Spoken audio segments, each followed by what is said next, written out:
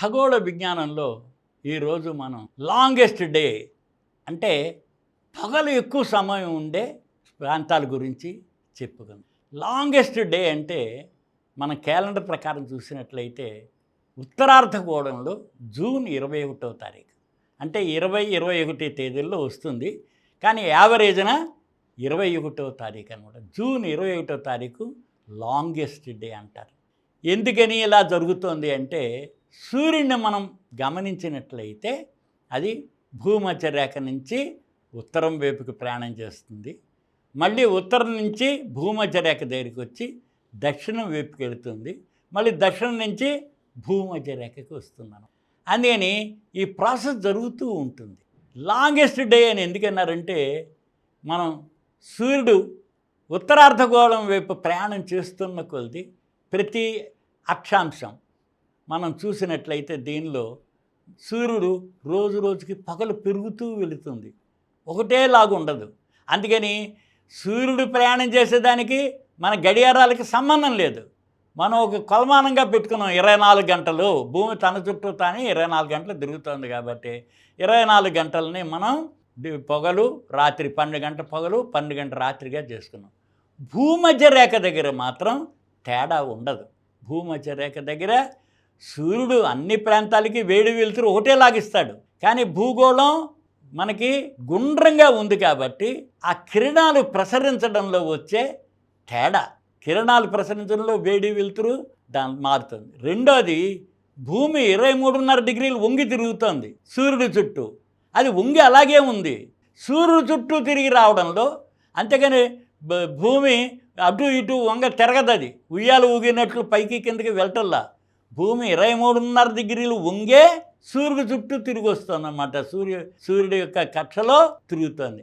ఆ తిరిగేటప్పుడు సూర్యుడి యొక్క పొజిషన్ మారుతుంది, భూమి మీద ఉండే పొజిషన్ మారుతుంది. అందుకని భూమధ్య రేఖ నుంచి ఉత్తరానికి వెళ్ళి మళ్ళీ ఉత్తరాన్ని నుంచి దక్షిణం వైపుకి వెళ్ళి దక్షిణం నుంచి మళ్ళీ భూమధ్య రేఖ దగ్గరికి ఇలా వస్తూ ఉంటుంది అనమాట. ఇలా చూసినప్పుడు మనకి జూన్ 21వ తేదీన 40వ అక్షాంశం దగ్గర మనం రేఖాంశం అంటాం దాన్ని. మనం చూసినట్లయితే లాటిట్యూడ్ దగ్గర మనకి మ్యాక్సిమం వెలుతురు ఉంటుంది. అంటే ఆ రోజు పగలు భాగం ఎక్కువ, రాత్రి భాగం తక్కువ.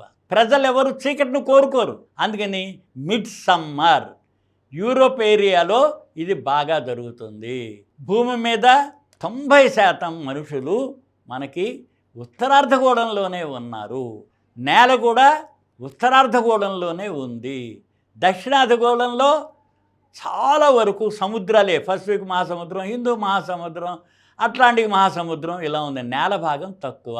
జనాభా 10% దక్షిణార్ధగోళంలో జనాభా. అందుకని మొత్తం సైన్స్ కానీ అబ్జర్వేషన్స్ కానీ ఏవైనా సరే చేసేదంతా ఉత్తరార్ధగోళమే.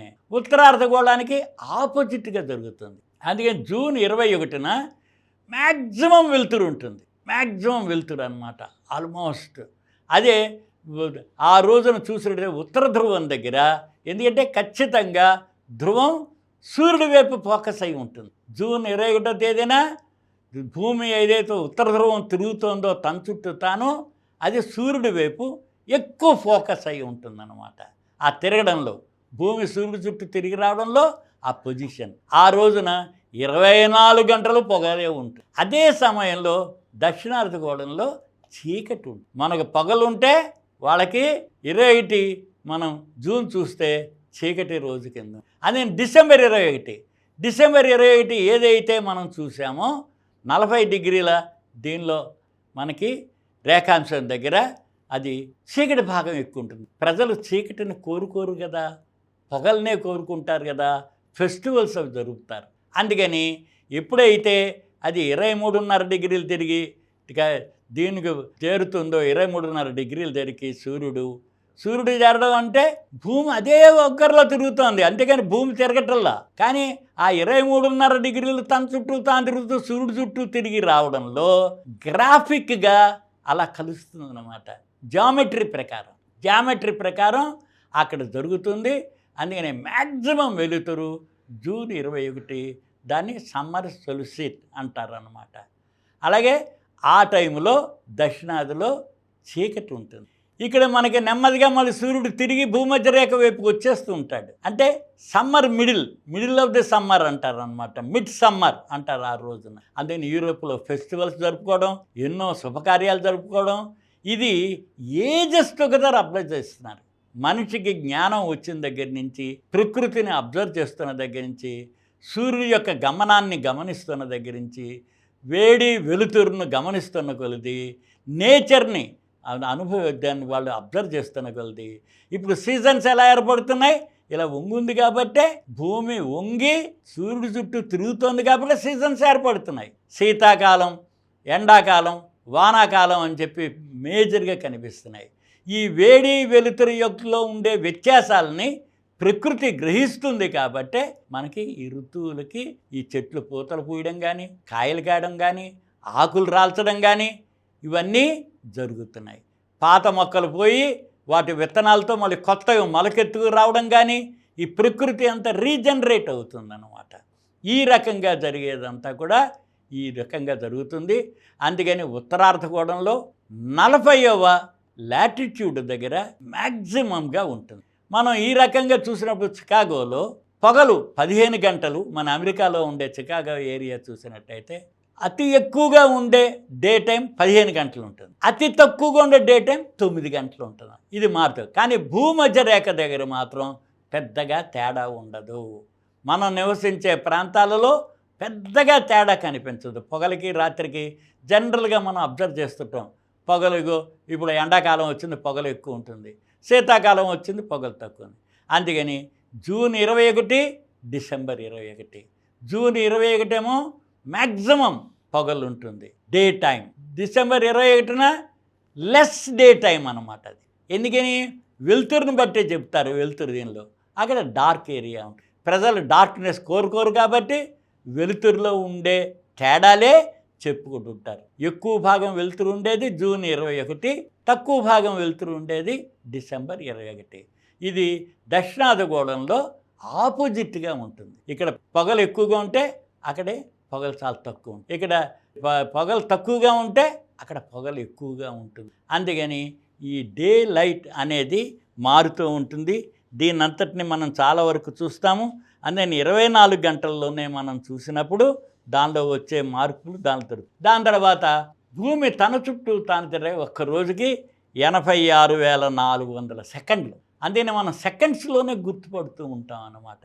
ప్రతి సెకండ్లోనూ వెలుతురులో వచ్చే మార్పు రోజు రోజుకి 86,400 సెకండ్లే పర్ డే, 24 గంటలు. ఎందుకని 60 × 60 ఒక నిమిషానికి ఇంటూ 24 ఇంటూ మనం సంవత్సరానికి చూడాలంటే 365. అందుకని చేసినట్లయితే ఇవి మనకి ఒక డేలో 86,400 సెకండ్లు ఉంటుంది. ఆ సెకండ్లు బట్టే చిన్న ఫ్రాక్షన్ల తేడా ఉంటుంది. మన గడియారాలు మెకానికల్ కాబట్టి అవే చూపిస్తుంటాయి. కానీ సూర్యుడు దాని వెలుతురులో మార్పు కనిపిస్తూ ఉంటుంది. దీనికి ముఖ్య కారణం భూమి 23.5 డిగ్రీలు వంగి ఉండడం. దాని తర్వాత ఆ వంగి అలాగే ఉంటుంది. అది సూర్యుడి చుట్టూ అదే వంకర తిరిగి ఇలాంగేటెడ్ అంటే వృత్తాకారం కాదు కూడా దీర్ఘ వృత్తాకారంలో వెళ్ళేసరికల్లా మనకి ఈ మార్పులు బాగా కనిపిస్తున్నాయి. అందుకని దీనికి ప్రకృతి స్పందిస్తూ ఉంటుంది. లాంగెస్ట్ డే నాడు ఫెస్టివల్ జరుపుతారు.